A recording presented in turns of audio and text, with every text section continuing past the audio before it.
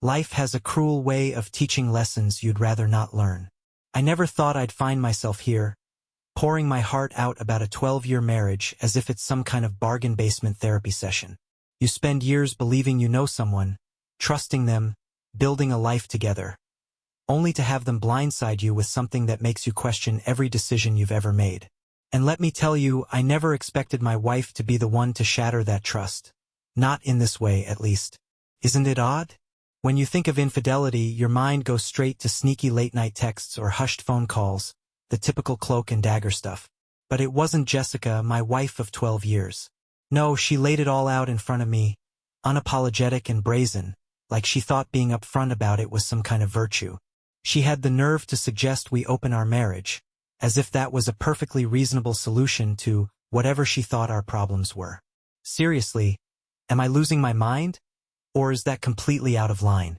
I always thought marriage was supposed to be a team effort, not a train wreck like this. Let's get something straight. I'm not a professional writer, so don't expect any literary brilliance here. I'm just an average guy, living what was supposed to be an ordinary married life. Yet here I am, airing my dirty laundry in hopes that someone out there can relate. Maybe by getting it all out, I'll manage to make sense of this mess. Anyway, let me introduce myself. I'm Mason, 35, just your typical guy. Jessica, she's 33, has been my wife for the past 12 years. We met young, back when everything felt fresh and exciting, and honestly, it was perfect for a while. She was the whole package. Intelligent, funny, beautiful. Back then, I thought I'd hit the jackpot. Life felt pretty great for a time. But, as anyone will tell you, 12 years is a long stretch. Life moves on, people change, and somewhere along the way, things started to unravel. We didn't hate each other. But after a 12 of shared beds, joint bills, and the grind of everyday life, the spark had fizzled out. Our marriage had turned into something dull and predictable. At first, I chalked it up to the usual stresses, work, responsibilities, the general chaos of life. But then months turned into years, and the bedroom became a no-man's land. When we did attempt it felt forced, like we were crossing an item off a to-do list. I'm not proud of it, but there were nights I'd lie awake, staring at the ceiling, wondering if this was just how it was going to be forever. Hoping to fix things, I suggested Jessica see a psychologist, thinking maybe there was something deeper going on. To my surprise, she agreed, and I thought we might finally be turning a corner. But no, those therapy sessions didn't do a damn thing. If anything, they seemed to make things worse. Jessica grew even more distant, and I couldn't shake the feeling that she wasn't being fully honest with the therapist, or with me. Whatever was on her mind wasn't helping our marriage. Things only spiraled further out of control, especially after she reconnected with Samantha. And Samantha, where do I even begin? I've never liked her. She's one of those self-proclaimed free spirits who acts like she's cracked the code of life. Whenever she was around, I got the sense she was silently judging us, like she thought she was better than our so-called boring existence. She's divorced, big shock there. Just listening to her talk about marriage was enough to make you cringe. To Samantha, marriage was nothing more than an outdated cage for people too scared to be on their own. So, when Jessica started spending more time with her, I had a gut feeling it wouldn't lead anywhere good. I just didn't realize how bad it would get. One evening, after a day out with Samantha, Jessica came home, and something felt off right away. Her whole demeanor was different, like she was trying to project confidence but couldn't quite pull it off. She sat me down on the couch, her expression deadly serious, and started with, "Mason, I've been thinking about our marriage." The second those words left her mouth, I knew I was in for something awful. My stomach was already twisting, but I tried to keep my cool and listen. Then, she hit me with it. She suggested we open up our marriage. At first, I thought it had to be a bad joke. But no, she was completely serious. She explained it like she was presenting a well-thought-out plan, claiming it would save us. She insisted it wouldn't be cheating because I'd know everything, who she'd be with, where she'd go. Like that somehow made it okay. She kept throwing around words like freedom and trust, as if those were the real issues here. That I just sat there, stunned, trying to process what I just heard. My wife, the woman I devoted a more than 10 years of my life to, was sitting across from me, calmly asking for my blessing to sleep with other men. How could she not see that as betrayal? How was this, in her mind, a solution to anything? I felt like I'd been sucker punched, blindsided by the realization that she'd already made up her mind. She wasn't looking for a conversation. She was waiting for me to rubber stamp her decision. I managed to ask why now? That's when she brought up Samantha, explaining how her so-called enlightened friend had opened her eyes, showing her a new way of thinking. Jessica called this our way out, claiming we were stuck in a rut and needed something drastic. It's not cheating if you're aware of it, she insisted, as though her honesty somehow erased the sting. Like knowing she wanted to sleep with other men would make the knife in my back hurt less. The conversation spiraled from there. I was too angry, too blindsided to make sense of her arguments, and she sat there, utterly convinced she was right. We didn't yell or shout. There was no dramatic fight, but the tension in the room was suffocating, like the air itself might crack under the pressure. Eventually, we both retreated to separate rooms, two strangers in the home we'd once built together. I'd bet anything she was in there texting Samantha, scheming new ways to turn our marriage into a circus. After she dropped that bombshell about wanting an open relationship, it wasn't like things just magically reset. How could they? Jessica, however, acted as though my stunned silence that night was an agreement. To her, my lack of outright rejection was the same as me giving her a green light. In the weeks that followed, things only got worse. The air between us was filled with icy tension, awkward silences, and this growing divide. And then, she started going on actual dates. Real dates, with other men. It wasn't just Samantha she was spending her time with anymore. She was dressing up, putting on more makeup and perfume than she had in years, and stepping out the door like she didn't have a care in the world. Each time she left, it felt like someone was twisting a knife in my gut. I wanted to yell at her, at myself, but I couldn't summon the energy. Instead, I just sat there, drinking beer after beer, feeling more trapped with every passing day. I don't even know why I let it go on as long as I did. Maybe it was shock, or maybe I was paralyzed by fear of walking away from a decade of my life. Either way, I couldn't bring myself to stop her. I hated myself for it, sitting there helpless as my marriage unraveled in front of me. The idea of leaving lingered in my mind constantly, but I couldn't seem to take the leap. Was it the history we shared? Was I too scared of starting over? I honestly couldn't tell. One night, after Jessica had left the house yet again, I hit a breaking point. Sitting there in silence, stewing in my own frustration, I realized I couldn't do this alone anymore. I needed to talk to someone. Someone who'd skip the sugar-coated advice and tell me the truth, no matter how brutal. That's when I thought of Stanley. Stanley and I go way back, college days to be exact. He's the kind of guy who cuts through the fluff and tells it like it is. No sugar, no sympathy, just honesty. We decided to meet up at our usual dive bar. This hole-in-the-wall joint with sticky floors, a battered pool table, and dim lighting that made it easier to let your guard down. When I walked in, I spotted Stanley sitting at the bar, drink already in hand. He greeted me with his usual smirk, the one that always made it seem like he was in on some inside joke no one else got. Stanley had never been married, didn't even believe in the idea of marriage, so I wasn't sure how he'd react to my situation. Still, I slid onto the bar stool next to him, ordered a whiskey, and let out a long, exhausted sigh. "What's going on, man? You look like you've been through the ringer," Stanley said without even glancing up from his drink. I didn't bother easing into it. I just unloaded everything. I told him how Jessica had blindsided me with her ridiculous open relationship proposal, how she was out there actively dating other men, and how I felt completely cornered, powerless to stop it. As I talked, Stanley's usual smirk disappeared, replaced by a more serious expression. When I finished, he shook his head and said, "Mason, you've got to get out of that marriage. She's treating you like a doormat. Divorce her. Take half, and start over." It wasn't exactly a shocking response. Deep down, I think I'd expected him to say something like that. Hell, maybe I'd even wanted to hear it. But then, after a thoughtful pause, he took a slow sip of his drink and added, "But before you do that, Why not make things a little interesting? I gave him a skeptical look, raising an eyebrow. What's that supposed to mean? He leaned in slightly, his eyes gleaming with a mischievous spark. Think about it. Why sit at home, letting her walk all over you while she's out there having the time of her life?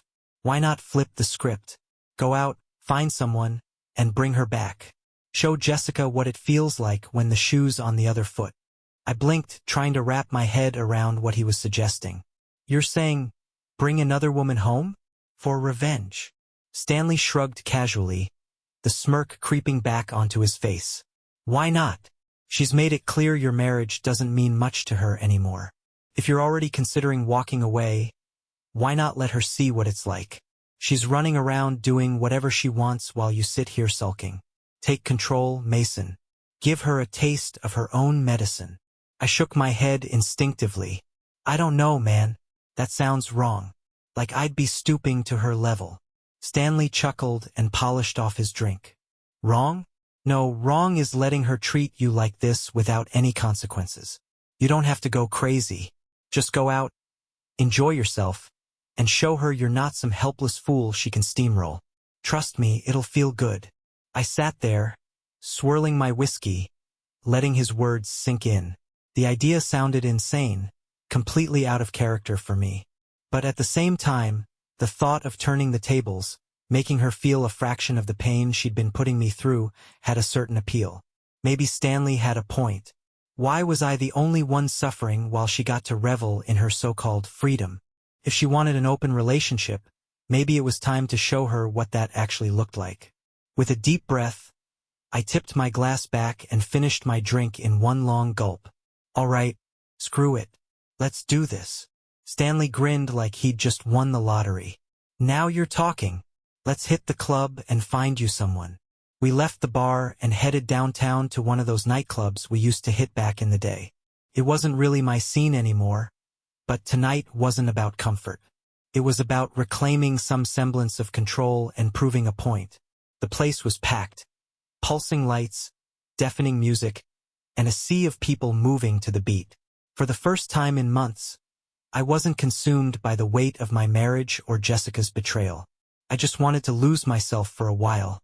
We headed straight to the bar and ordered shots, tequila, whiskey, whatever they had. The alcohol hit fast, blurring the sharp edges of anger and frustration that had been gnawing at me for weeks. That's when I saw her. She stood out, even in the chaotic crowd. A tall brunette in a dress that left very little to the imagination. I watched her for a moment, gathering the nerve to approach. After a few more drinks, my hesitation melted away, and I found myself weaving through the crowd toward her. I leaned in and said something, God knows what, some half-sober pickup line I couldn't repeat now if I tried. But it didn't matter. She smiled, and that was all the encouragement I needed. We started dancing, two strangers caught up in the rhythm and the moment. The drinks kept coming, and with each one, we grew closer. Her hands on my chest, my arms around her waist. The crowd, the music, the world around us, it all disappeared. For the first time in months, I felt a spark of life, something wild and electric. When she kissed me, it was like flipping a switch. Everything I'd been holding inside came rushing out. Before long, we were making our way through the crowd, stumbling toward the back of the club. We ducked into the men's room, laughing like a pair of reckless teenagers sneaking around. As soon as the door shut, she pushed me against the wall and kissed me hard, and suddenly nothing else mattered. It wasn't romantic, far from it. We were in a nightclub bathroom after all. But in that moment I didn't care. I let myself get lost in her, in the rush of the moment.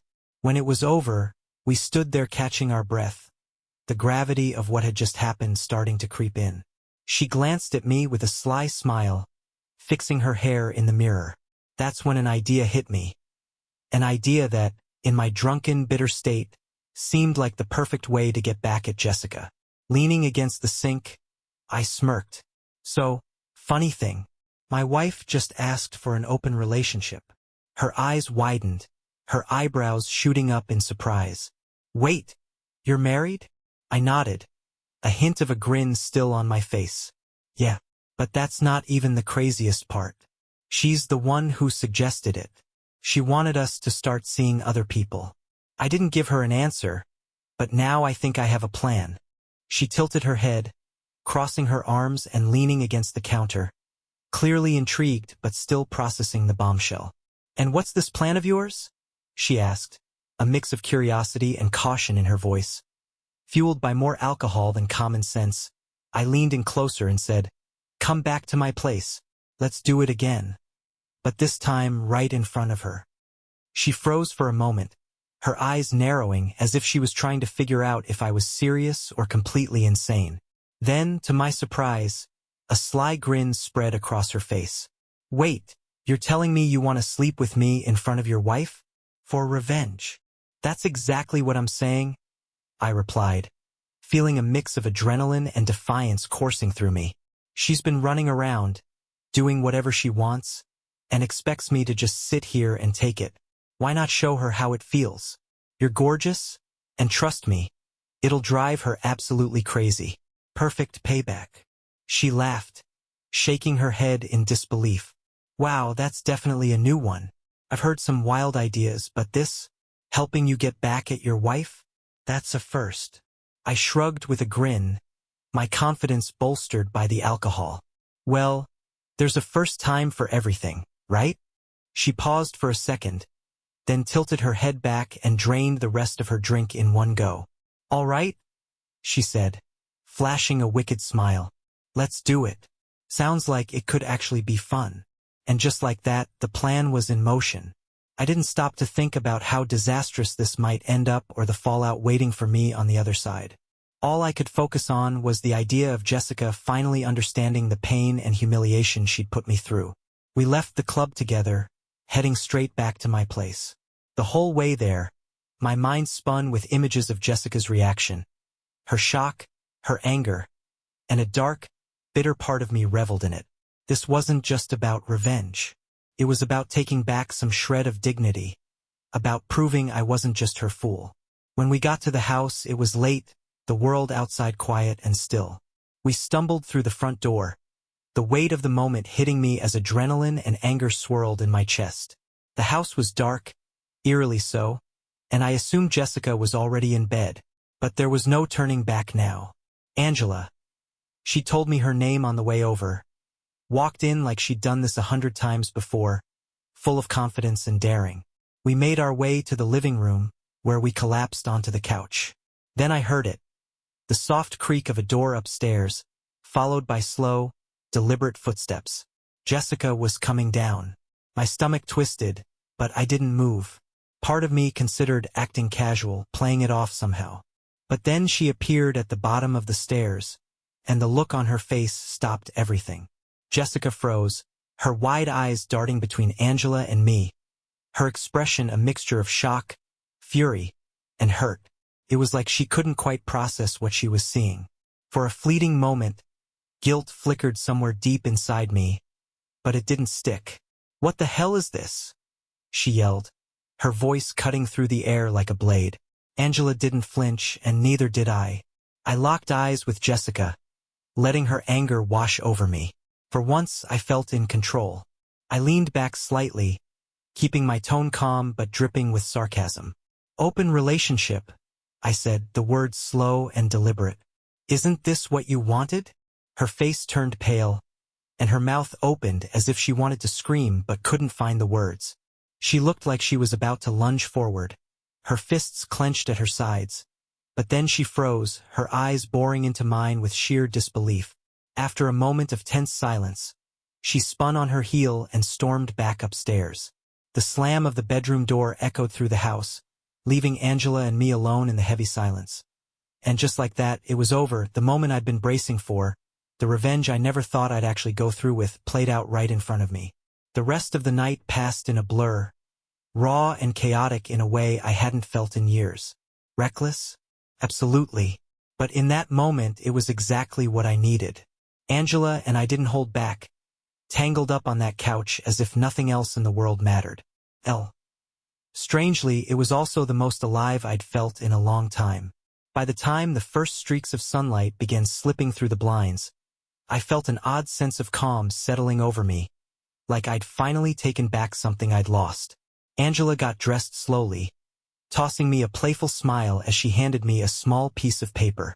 "In case you're ever in the mood for a sequel," she said with a wink before walking out the door. I stood there, staring down at her number, feeling something I hadn't expected. Freedom. For the first time in weeks, I felt like I'd regained some control over my life. But there was still one last thing I needed to do. I climbed the stairs to our bedroom, where Jessica had spent the rest of the night hiding away. The door creaked open, and there she was, perched on the edge of the bed. Her eyes were red and puffy, her face etched with a mix of anger and humiliation. She didn't even look at me as I stepped into the room. For a moment, I just stood there, looking at her. This woman I'd once believed I'd grow old with, who had now become a stranger to me. "I'm filing for divorce," I said, my voice steady and firm. Jessica didn't react. She didn't argue or beg. She just nodded slowly, her lips pressing into a thin, grim line. "Good," she whispered, barely audible. "I'll sign the papers." There was nothing else to say. No fight, no pleading. Just the quiet, bitter end to a life we'd spent many years building together. Without another word, I turned and walked away, not bothering to look back. As I reached the bottom of the stairs, I felt the weight of those many years begin to lift. It was over, and for the first time I was ready to leave it all behind. The next morning, I sat at the kitchen table nursing a hangover, staring blankly into a mug of coffee as the whirlwind of the past day settled in my mind. The revenge, the divorce, the total collapse of my life. It was all hitting me at once. Yet somehow, amidst the chaos, my thoughts kept drifting back to Angela. She'd left me her number, and for reasons I couldn't fully explain, I couldn't stop thinking about her. After what felt like an eternity of staring at my phone, I finally worked up the nerve to dial. I wasn't sure what I was hoping for. Closure, a sense of normalcy, or maybe just a distraction from everything. But I hit call, and after a couple of rings, she picked up. "Hey, it's Mason," I said, feeling awkward. "From last night." There was a brief pause, and then I heard her amused voice on the other end. "Oh, I remember," she said with a hint of laughter. "What's up?"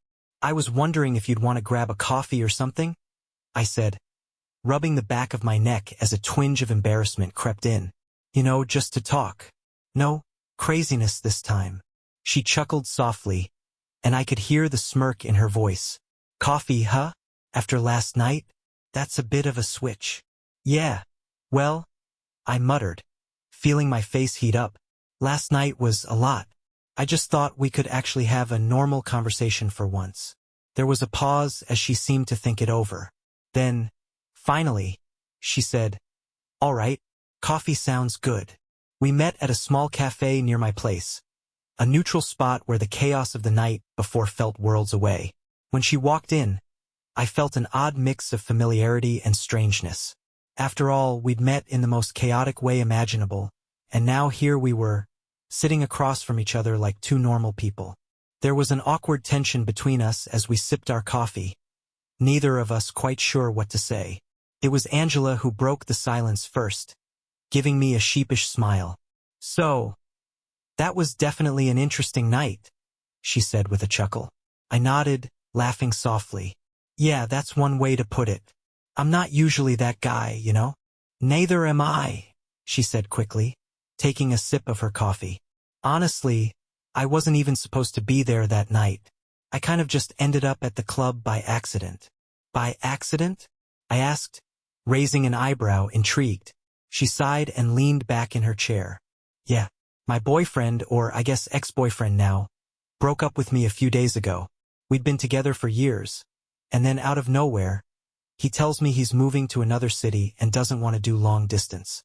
I went to the club to clear my head, blow off some steam. And then, well, you know the rest. I hadn't expected that.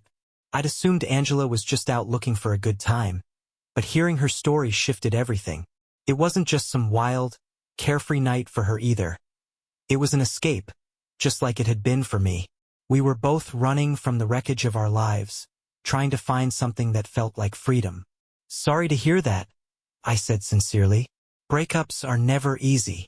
She gave me a faint smile, but it didn't quite reach her eyes. No, they're not. We sat in silence for a moment before I decided to share something of my own. I told Jessica I'm filing for divorce, I said, watching her closely to gauge her reaction. Her eyes widened slightly. Wow, that's fast. Yeah, I admitted, running a hand through my hair.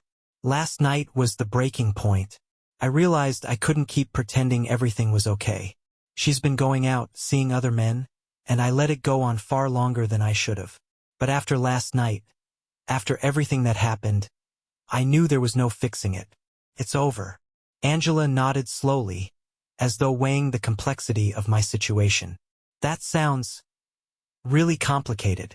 That's one way to put it, I replied with a wry smile. The truth is, things had been falling apart long before she brought up the whole open relationship idea. I probably should have seen the signs, but I didn't, or maybe I didn't want to. Either way, here we are. She studied me for a moment, her expression softening in a way that felt unexpectedly comforting. Sometimes you don't see it coming until it hits you in the face, she said quietly. Exactly, I said, surprised by how much she seemed to understand. We sat there, the silence between us no longer awkward but almost comforting. I hadn't expected much from meeting Angela for coffee, maybe just closure or some kind of normalcy. Instead, I found myself feeling an unspoken connection with her. She wasn't just a stranger from the club anymore. She had her own struggles, her own scars. Our paths had crossed in a way that felt oddly significant, like we were both exactly where we needed to be, even if it was messy. Since then, my life has been on a completely different trajectory. The divorce is nearly finalized, and for the first time in years, I feel like I can breathe again. Looking back, I see now that Jessica and I had been over long before she ever floated the idea of an open relationship. I just hadn't wanted to admit it. Letting go of a decade of marriage was hard, but it was also necessary. With that chapter almost closed, I'm finally ready to focus on building something real. Something with someone who actually respects me.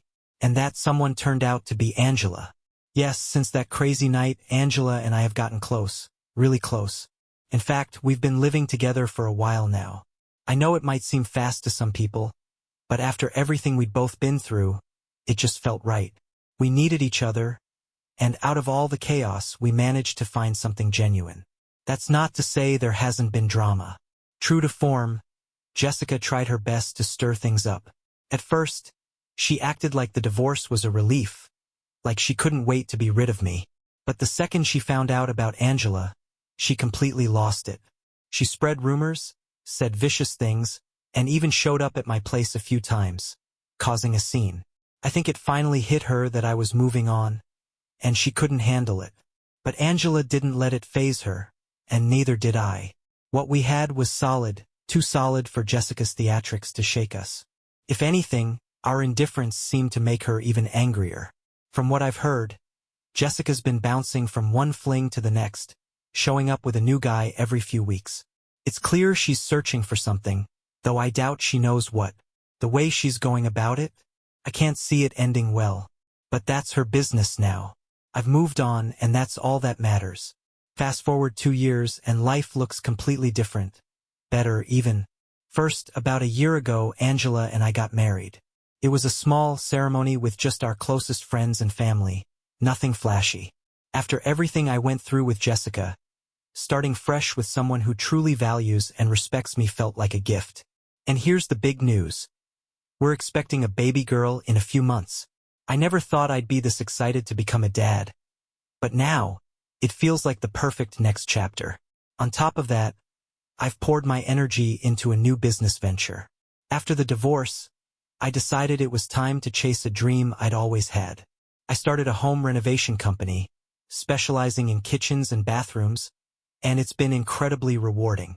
The business is steady, and working with my hands has given me a sense of purpose I didn't know I needed. Being my own boss has been more fulfilling than I ever imagined. As for Jessica, well, life seems to be catching up with her. Word around town is that her flings have had some unfortunate consequences. Apparently, she contracted an untreatable venereal disease. I wouldn't wish that on anyone, but it seems like her choices have come with some serious repercussions. She's also earned herself quite the reputation in our small town, and people are talking. From what I hear, she's had a rough time lately. I'm not saying this to gloat or celebrate her downfall. I don't take pleasure in other people's pain. But it does feel like life has a way of evening the scales. I found happiness, rebuilt my life, and gotten a second chance. Jessica, on the other hand, is facing the fallout of her decisions. It's not for me to judge, but I think things worked out the way they were meant to. So here I am, sharing my story. What about you? What would you do if you found yourself betrayed by the person you trusted most? Let me know in the comments, and don't forget to like and subscribe if you want more stories of betrayal, redemption, and finding second chances.